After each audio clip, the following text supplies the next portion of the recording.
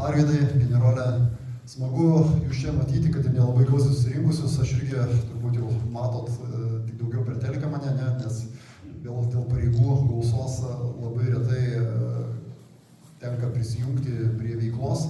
aktyviai, tačiau žinodamas jūsų aktyvumą, žinodamas jūsų požiūrį, žinodamas kokias vertybės jūs saugote, aš labai tikiu ir pasitikiu, kad mes kaip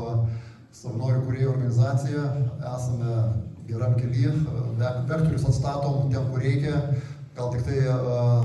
naudojant progą paprašyčiau būti aktyvesniais viešoje erdvėje, ypatingai kai kala tiek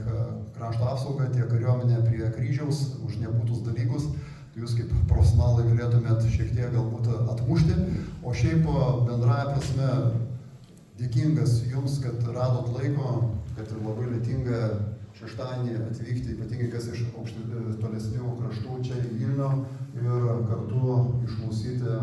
mūsų pirmininko ir kitų, kas atsakingi ataskaitų. Tai sveikinu, ačiū Jums, kad esate tokie, kad esate aktyvūs, kad nepamirštat,